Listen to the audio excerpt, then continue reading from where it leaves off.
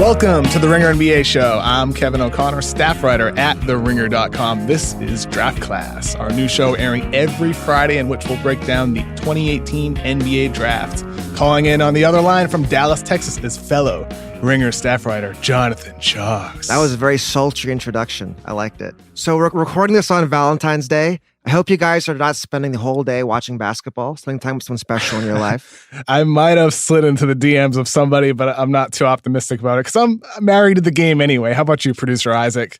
Well, I'll be editing this podcast tonight, so I guess I'm married to my work. Oh, sacrifice. Love it. That's Isaac Lee, producer of the show, sacrificing love for audio, especially for today's show, because we have Danny Chau joining us to talk about lessons learned from the 2015 NBA draft and how it applies today, and he'll give his take on the top 10 pick everybody's overlooking. We'll also bring out our crystal ball again to predict the future for Marvin Bagley and close out with grades from Professor Isaac. Okay, it's time for class.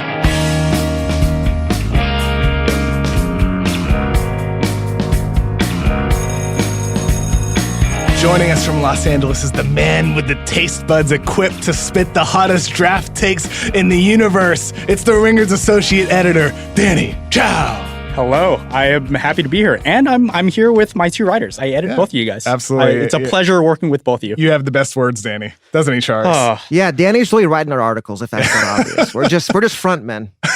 We're just pretty faces. Well, this week, we, along with Justin Verrier, redrafted the 2015 NBA draft, which you can find on TheRinger.com. And while you're there, please check out Planet Earth's best college basketball show, One Shining Podcast with Titus and Tate on the Ringer Podcast Network. We'll have Titus and Tate on here at some point in the coming weeks, hopefully during March Madness. But today, we're going to focus on knowledge gained from the 2015 draft and how that can be applied with a kind of similar 2018 draft. So, Tjarks, to give our listeners some context, let's run through the top five, the greatest risers and fallers from our redraft on The Ringer. In the top five, we had Towns at 1, which I think everyone kind of agreed with. And then you went 2 with Devin Booker, who was 13 in the 2015 draft, by far the biggest jumper. Then we rounded out with Kristaps Porzingis at 3, Miles Turner at 4, and then I swung for the fences with Kelly Oubre at 5, another big riser. And Josh Richardson rose from 40 to 8, Miami Heat pick in real life. Jahlil Okafor fell out of our lottery pick. Emmanuel Mudiay did as well. So did Frank Kaminsky and Mario Hezonja. Danny, I mean, do you have a key takeaway from what happened almost 3 years later now? Actually, Mario was in there. To give Danny his credit, he snuck him back in at 11. He fell from 5 to 11. Yes. So that is a significant drop, but not quite as significant as, say, Jahlil Okafor going from number 3 to number literally nothing. Like, he was not a part of our discussion at all. And that's kind of the biggest thing, I would say, is him, Frank Kaminsky, guys who, we saw kind of dominate college, being big guys who, were multi-skilled, multi-dimensional, but they just didn't really have a modern slant to the game. Those guys kind of fell to the wayside. Tjarks, how about you? What's your key takeaway from our redraft? Yeah, I think that's part of it, one. And I think part of it, too, is just a guy like Josh Richardson. It's like with wings, if you can get a good, solid 3-and-D wing, the floor on a guy like that can be a lot higher than the floor on guys like Justice or Stanley Johnson, where you're waiting for that three-point shot. I think that's really my key takeaway there from the draft is, Justice Winslow is a guy I had ranked second at one point, and Stanley Johnson, I didn't like quite as much, but I still liked him a bunch. And with those guys, the question then was, well, can they shoot a jumper? Can they have a consistent jumper? And Justice Winslow shot around 40% from 3. So there were some people, his shot doesn't look great, but, the shots go in. And that's a question I have myself asking with some of the guys in this year's draft with Marvin Bagley, whose shot, it's falling, but it doesn't look great to me, with Mo Bamba as well. I feel that with Jaren Jackson. There's a handful of guys in the top 10 who aren't necessarily wings or forwards, but I'm looking at their percentages and I'm not sure it's aligning with what I see with the eye test. Right. I would say too, it's like these days you want the shot to be the foundation of everything else. Like, I'm not convinced Oubre is better at a lot of things than Stanley or Justice Winslow, but Oubre's got the jumper and everything else builds off that. And so if that's your foundation, I feel like it's easier to get minutes, it's easier to find a role, and once you have a role, it's easier to grow on that. Danny, with Kelly Oubre, I mean, he's somebody who I didn't like at all in the drafts. I looked at him and just saw way too raw, not a guy that I really wanted to bank on. A lot of people viewed him as like a top 10 guy, and Tjarks correctly drafted him 5th. I mean, I don't think I would have taken him that high, but 5 to 8 range. Is there a guy really in this year's draft that the Oubre raw kind of mold applies to when you're kind of scouting ahead with this 2018 draft? Well, with Oubre, what I saw from 2015 was just, he was a guy who had the perfect frame for, a modern wing. Huge shoulders, long wingspan, athletic.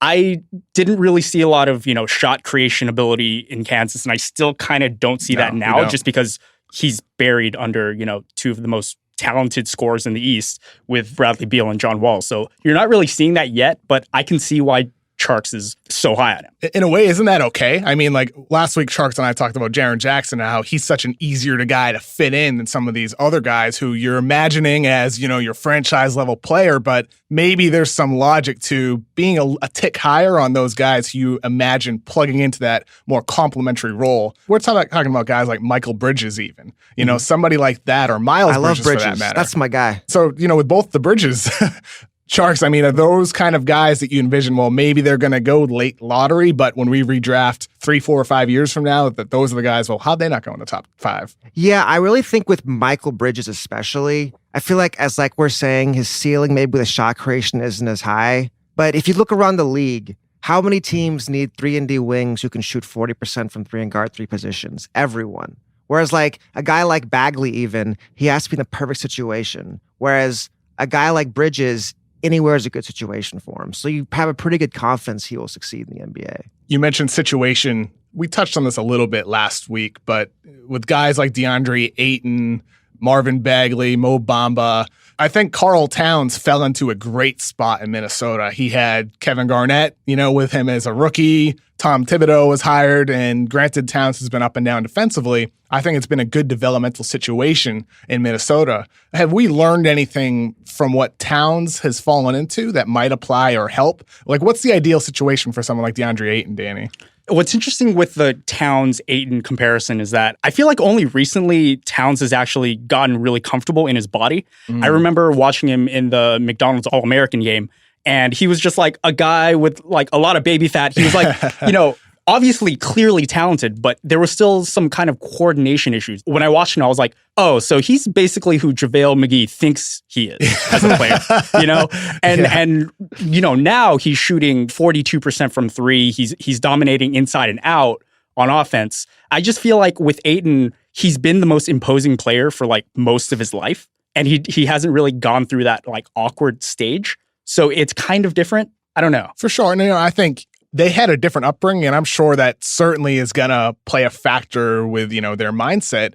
But I look at some of like the scouting reports for Towns back in 2015 and look at Ayton today, and there's a lot of the same questions. It's like, well, effort comes and goes sometimes. How good are his instincts? He bites for pump fakes. There's questions like that with Towns back in 2015. And to be honest, Tjarks, I mean, those questions are still there, even though he's made some progress. With Ayton, is that where you kind of are like, well, why not just take the high IQ guy when we've learned that some of these flaws never get fixed? Yeah, and I would say Towns was significantly ahead of Ayton. Like, I feel like with Ayton, he bites at pump fakes, so it's more, does he have consistent effort? Whereas Towns was like, he's playing really hard a lot. He was the captain of an elite defense. Arizona's out of the top 200. And they have a stacked roster full of athletes. Yeah, right. And you look at the problem, it's like defending the rim. And that goes right back to Ayton. And as far as the situation, can we just say not the Kings? Like, don't put the guy in Sacramento. That would not end well, I don't think. Yeah, I would say for most players, or all players for that matter, I would just avoid the Kings. Yeah, just avoid them. Don't work out with, what was it last year? Like, they don't work out with them 2 years ago. Like, it's a tough place to go, man. Is there such a thing as like a player that you do want to land on the Kings, though? I mean, somebody has to go there. They're going to have a high pick. I would say like with the Kings, I would want Luka or Jackson. Someone like who's just going to be good wherever they go. Someone who doesn't need a context around them. Someone who can just kind of make it work. Someone doesn't need to be developed. They have a high floor, basically. Almost kind of like with De'Aaron Fox, one of those culture changer types of guys where, like DeAndre Ayton, you might be a little bit worried there because you want him surrounded by veteran influences. A coach is really going to push him on defense and examples to follow. But that's a great point. I think for someone like Doncic, he's someone that could go there and actually change the culture of the team and turn it into something along with De'Aaron Fox that maybe players want to go to. Right. Oh, I'll be plug my article on Bogdanovich coming. Potential color change in Sacramento. Yeah. Tjarks spent some time with Bogdanovich down in Dallas for last night's game. So. Bogdanovich. Hell yeah. By the way, he is a very handsome man. I was quite impressed. Like, man, kind eyes. Looks, of course, as we talked about on Tuesday's Ringer NBA show, are the number one trait that you look for when scouting basketball players. It's all about charisma. You know, number facial one. features plays a big part in that. Absolutely. Number one, gotta be charismatic, gotta have great posture, according to our discussion on Tuesday. But anyway, in the 2015 draft, the season started out where most people had Jahlil Okafor ahead of Karl Towns. He's a winner, man. He's won at every single step he was at, you know? I mean, he's going to bring back the low post. He's going to change the NBA. Forget all these shooters. Okafor is going to be the classic big man in the league. But that changed pretty quickly. That December, I think, Towns started to move ahead a lot of people's boards. Then in January and February, around this time, it became consensus. Towns is the number one prospect. Is there a guy this season that can separate in your eyes, Danny? I mean, are we counting Doncic? Well, because focusing strictly on the bigs. Okay. Well, I feel like it's Ayton. The way in which he can go from the high post down to the low block in like half a second against any player in America right now is just, you don't see that. And the grace and ease in which he does it. When I watch Bagley play and when I see him kind of do his Brandon Wright impression, it's kind of worrying for me. Yeah. Like I see the numbers, but I don't see it necessarily translating quite as well as Ayton. Are you on the same page, Tjarks? Yeah, I mean, I feel like Ayton's ceiling is higher than Bagley's. When you watch Ayton, like, he's just so freaking big, man. He even makes like big guys look small. Like, he's 18, 19, like Steven Adams size already. I think with Ayton, too, you know, even beyond the physicality, beyond his body and his physical dimensions, I think his passing has impressed me. I really appreciate his intensity on the floor. He's very emotional. I like seeing that out of a big man, a guy who's going to anchor your defense. I think he's somebody, if you put him in the right situation, he's going to adapt and learn how to really be that anchor that your defense needs. I mean, in a bad situation, he might continue to have the same problems in terms of like not being able to help from the weak side, reading the floor a little bit slowly. But look, man, I think in the right spot, Ayton could easily become like the number one guy in this draft, even over Doncic for that matter. Tjarks, when you were at the McDonald's All-American last year or 2 years ago, you had talked to Ayton and he compared himself to Kevin Garnett, right? Ooh. Yeah, I remember. It was really quite funny because he had spent the whole practice like not trying and just goofing off. Then we're talking after. He's like, I'm just KG out there. I love to work hard.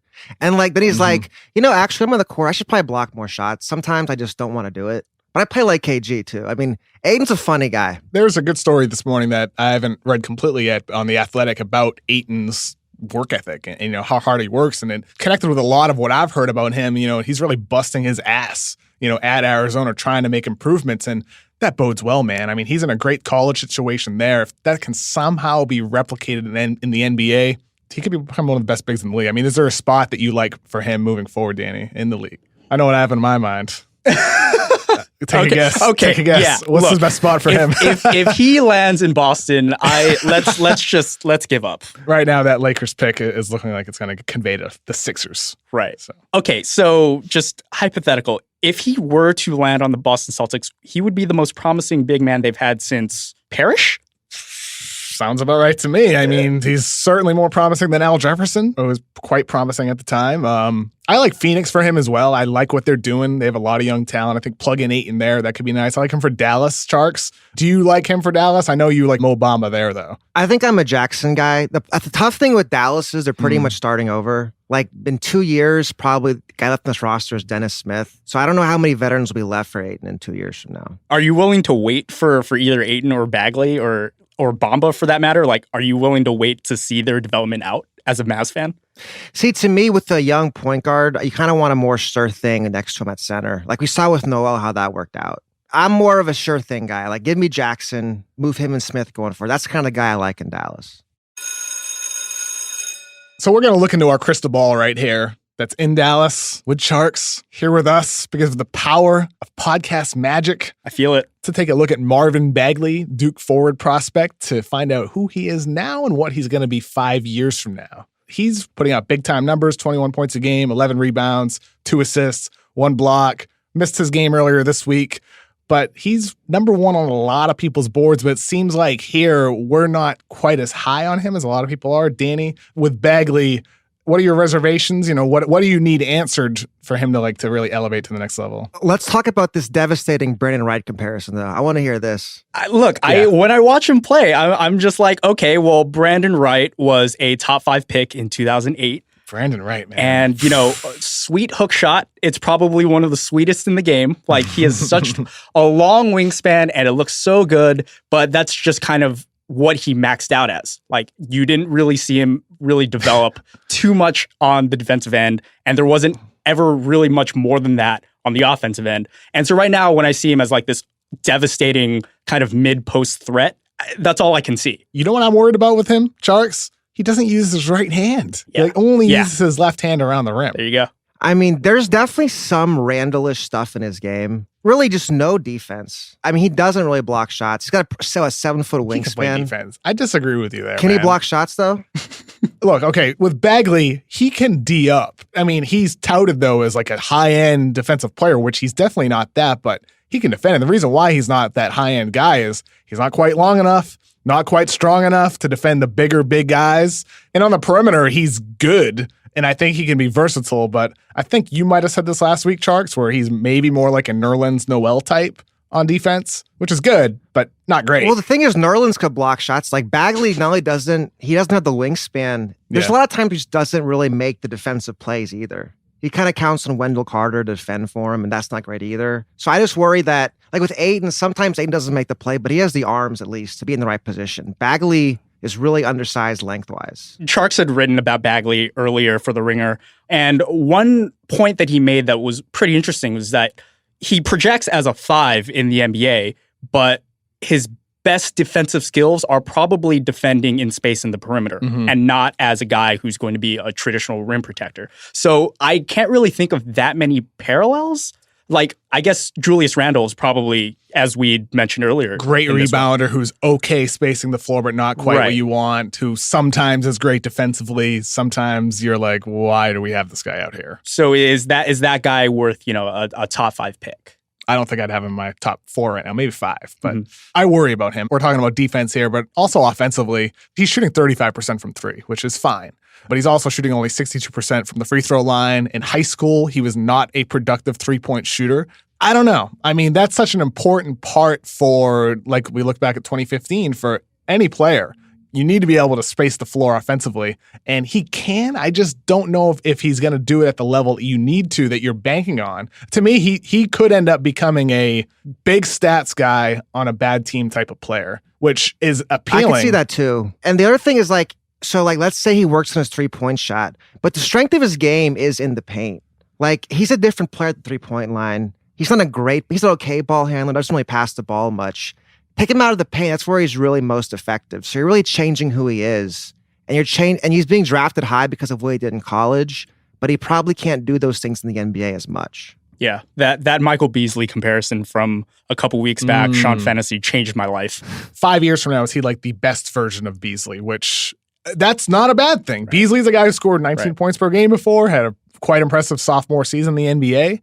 Is that okay? I mean, you cool with that? The other thing, too, is like Beasley's playing with KP, or he was. Like, if Bagley can go somewhere with a unicorn who can kind of space the floor for him and block shots for him and do what he can do best, if he can find that perfect spot, maybe everything else works out for him. Right. Funny thing is, you're mentioning find him a unicorn to play with, but I think a lot of people view him as a unicorn. And I think that's where expectations might not be met moving forward with him. So, like, he's almost an anti-unicorn. And not in a bad way, but whatever the opposite of unicorn is, that's what Bagley could be. Like a polar, I don't even know. So an anti-unicorn would basically be a horse with its horn retracting into its eye. Okay, yeah. I know what you're saying. What you're saying is he's got to be good, but he might not be a great player that a lot of people are expecting to get based on his numbers, based on the hype. based on his draft positioning, where you might be wishing that you took the safer guy like a Jaren Jackson. You might be saying, damn it, if only we won the friggin' lottery and could have ended up with DeAndre Ayton or Doncic. That's exactly where I was going with that horse analogy. And the other thing too, I was watching a telecast and Aiden calls himself the Black Mermaid. That'd be a great name for Bagley, actually. Wait, This is news to me. Hold on. I think Bill Walton was saying it, so take it with a grain of salt. But he kept calling Aiden the Black Mermaid. I'm searching this on Twitter right now. now. The Black Mermaid is phenomenal. Yeah, I'm seeing it right now. Yep. That was a real thing? Yeah. So with Bagley, what do you guys think is the best possible situation for him in terms of team fit? I was thinking, like, just in terms of immediate fit, would be Memphis, playing with Gasol and Conley. And, like, Bagley could be, like, a really good version of Michael Green. Like, Gasol spaces the floor, anchors the defense. Then he has a veteran point guard. They're going to be a bad team this year.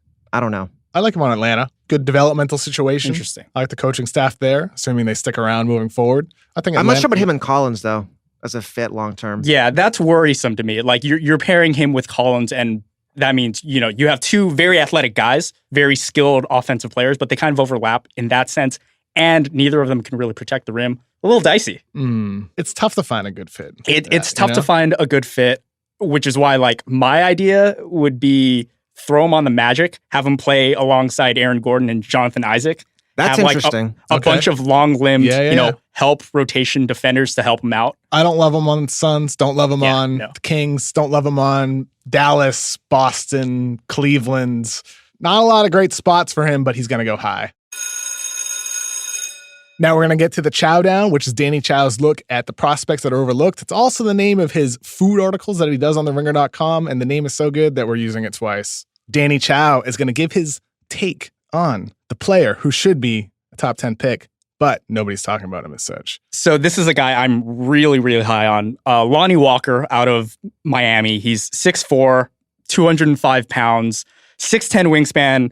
He kind of fits the mold of exactly what you're looking for in terms of like this kind of 3-and-D athlete that every team is coveting right now. I think he has a really solid frame that can get stronger in a couple years. He kind of fell down a lot of big boards because he had a really awful start to the season. I kind of want to chalk that to him recovering from a torn meniscus that he had over the summer last year. So I'm kind of willing to give him the benefit of the doubt with that. Ever since he picked up the slack for the team since Bruce Brown, another guy who could possibly be a 3-and-D guy drafted in the first round, Bruce Brown went down with a broken foot, I believe, right? Yeah, likely out for the whole season. Yeah. Ever since Brown went down, Lonnie Walker's kind of taken his game to the next level. He's averaging 17 points, hitting 38% of his threes, 3 rebounds, 3 assists, a block, a steal. Those are really outstanding numbers. And he's a guy I'm excited about on both ends of the floor. You could kind of pigeonhole him into that Avery Bradley type of guy who's chasing guys around screens and kind of being a pest. I think his 6'10" wingspan is going to be huge for guarding guys who are maybe a little bit bigger than him. But it's on his offense that I'm really kind of intrigued about what he can do. Do you buy the jumper? I mean, I do. He's shooting, I believe, 33% from three, but you think it's 34, yeah. 34%. Yeah. He shot 39% in the EYBL at the high school level, but only 68% from the line in high school. I wonder if he's actually somewhere in between as a shooter. Right. Maybe more. He's like the 35% range, which is fine for a teenager. So you are not as worried about that because based on his mechanics and projecting forward. Yeah, the mechanics look good. A guy who actually has similar mechanics as Victor Oladipo, which might be a pretty good comparison for him. Ooh, interesting. Yeah. Yeah, and he's a guy who is very confident with his shot. Like any place inside half court, he's a threat to launch, which is very huge for his future potential. Because right now, I would say one of the biggest things holding him back in terms of his offense is that he doesn't really have any advanced dribbling moves. If he's not beating you on his first step, which is very good, but if he's not beating you there, he's often settling for floaters or he's taking, bad pull-up jumpers. But he has really good body control once he gets into the lane. He finishes with both hands as well. Exactly. Ambidextrous. He can dunk with both hands for that matter, too. Exactly. There was that play against Louisville, I believe. He was driving, he absorbed contact jumping up, kind of turned his back towards the basket, went up with one hand, switched to the other, and banked it in on a layup. Okay, yeah. I was just like, that was dope. That was incredible. Tjarks, you're the small ball king. How does Lonnie Walker fit in today's small ball NBA? I mean, the tools are there. Miami's a pretty interesting team. I'll actually throw in a real deep cut for you guys from Miami. I watched the Duke game before we did this podcast, and a guy who impressed me a lot, speaking of small ball, was Anthony Lawrence Jr. 6'7", he guarded Marvin Bagley. He shoots 40% from three, 6'7", 185, kind of the wingish body. I think with Miami, it's tough because they have so many like combo-ish guards in their roster. They don't really have a true point guard. That maybe if Walker was somewhere else where he could kind of get the ball in the rhythm, he might be a little better too. That could help him. I'm worried personally. A guy that I loved in the 2016 draft was Timothy Luau, and I had him ranked in the top 10, which looks crazy now. I had him ranked 9th that year. I see a lot of similarities with Lonnie Walker and Timothy Luau for better and for worse. I love Luau's intensity and defensively. There's really an energizer on that end of the floor, and can also see that with Lonnie Walker as well. But what's held back Luau is he's a good defender, but he's kind of lean. He's not super physical. You know, he's not, even though he's 6'7", he's not able to defend like bigger guys because he's so lean. I think Lonnie Walker's kind of lean too. So maybe Avery Bradley, you know, is kind of his lane defensively, which would be great, you know, if he can lock down guards. But if he also needs, and which has been the problem with Luau, that shot to be for real. Right. And I'm not sure that it is. I mean, I wonder how much his percentages are down based on shot selection, forcing shots early in the clock. But looking at his spot up numbers, he takes some bad shots for sure. He does take some bad shots, but also on synergy, his catch and shoot numbers aren't great either. Shoots 29% on catch and shoot shot attempts, which isn't good. I think the potential's there, but I wonder like if it's the same thing with like Justice Winslow, same thing with Stanley Johnson, and so many guys that come through where it's like, well, the shot looks good, but the percentages aren't great. They're just okay. Or the other way around, the percentages are good, but the shot looks bad. I wonder how much of it is just projecting forward with him, but I think he has good touch. I have some optimism, but I also have some questions with him. I just think he's one of those guys who is like, okay, he definitely has the potential to be something more than just a standard cookie cutter 3-and-D player. 3-and-D plus. Like he could become that. Exactly. Yeah. There's definitely a possible outcome with that. And I think, I don't know about top 10, but late lottery for sure. I'm right there with you, Danny. And there are a bunch of guys in his molds and kind of in his lane as well who are probably going to be drafted in, you know, the mid to late first round, early second round, who are all just going to be wings because the league just has such a scarcity that it just needs to be met. Tjarks, what Danny just said about the scarcity of wings in the league, does that raise the value of guys like him in your eyes based on the fact that they're so hard to find, based on draft value, or do you still look specifically at the players and their individual talent, kind of regardless of the positional need in the NBA? No, I think no question it has to come into your account. Because I mean, a lot of it, if you look at the last couple drafts, is like if you're drafting bigger players, it's like, does my team have minutes for these guys? And if they don't have minutes for them, how good can they be? Like Kaminsky's a good example of that. Charlotte has like 4 or 5 centers now. And do you really want him at the 4? Then it's like, where are the minutes for him? So like the guy's got to have minutes to have a role in the NBA. So there's going to be a lot of fight, I think, right now. We're going to start falling in these mock drafts because nobody needs 5s. Before we get out of here, we want to share with you our cheat sheet. Not everyone has time to watch the NBA and follow young players. So if you want to double dip this weekend and watch 2 prospects, check out Texas and Oklahoma. It's an early afternoon game with Mo Bamba from Texas, Trae Young from Oklahoma. David and Goliath. Yeah, it's going to be a good literally. time. Trae Young, you know, as my good friend Jonathan Givony from ESPN/Draft Express tweeted this morning, hasn't really been too good lately. He's missed his last 16 3-pointers he's attempted. 7 for 41 in his last like 6 games or something really like that. struggling. Oklahoma's 2-7 in their last 9 games. Young has 66 assists to 58 turnovers over that span. Danny, is Trae Young magic starting to wear off? You know what? It might be, but at the same time, I can think of so many teams in that like late lottery stage that are just like, all right, let him keep following. Let him keep following. What are you watching for this weekend, John? Well, I mean, I'll be at All-Star Weekend, but I think the Texas game, one guy to watch for Texas OU is Kerwin Roach. He's one of the better athletes in the country. He's a fantastic 6'5", dunk contest kind of guy, and he'll be guarding Young. And with Young, the Big 12 is a tough league, man, and OU doesn't have too much around him, so you had to expect a little bit he was going to fall back to the earth just because there's too many good teams, too many good coaches, too many good defenses for just the show he was on to continue all season. And like you said, Tjarks, Oklahoma also faces Kansas on Monday. Schedule really doesn't get any easier for them moving forward.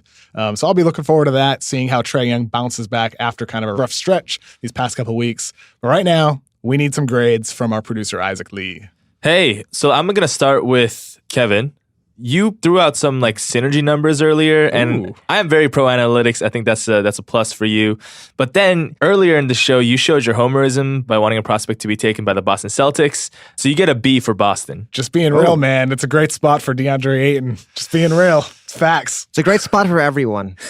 Tjarks, you introduced us to the DeAndre Ayton Black Mermaid nickname, which was fantastic. Shouts to Bill Walton. And then you took a deep dive later on in the show on this Miami player where I just zoned out. I was transported to another dimension because I didn't understand who you were talking about. Anthony Lawrence. Sorry, I zoned out again. I just fell asleep and I woke up. Tjarks, you get a B+ from me. I'll take it. And finally, Danny, it's your first time on this show. Your attempt at describing the anti-unicorn with the horse with the inverted horns or whatever you were trying to do, that was a valiant effort. And then at one point, you talked about Tjarks in the third person as if he wasn't on the phone with you. Like Tjarks earlier this week wrote about this, just completely ignoring his presence. To be fair, sometimes I'm third person myself. I'll just say it. There you go. Does that change the grade, Isaac? Come on. I guess then that becomes a bonus point because you're playing into Tjarks' actual persona. So look, I've been his editor for like 2 years now. So we're like this. His fingers are crossed right now. My fingers are crossed. You know what, Danny? I was going to give you like a C+, but then I think this last conversation brings you up to an A. Wow. You get an A+ from me, Danny. I'll take that participation award. Well, thank you for listening to Draft Class. We'll be back next Friday and every Friday up until the NBA draft on June 21st. And I want to say thank you to Danny Chau for joining us on the show, and he'll be back in the coming weeks. Thank you. Again, please check out all our NBA content on theringer.com and the Ringer Podcast Network. If you like this show, give us a 5-star rating and a raving review on Apple Podcasts. We'll see you next week. Class dismissed.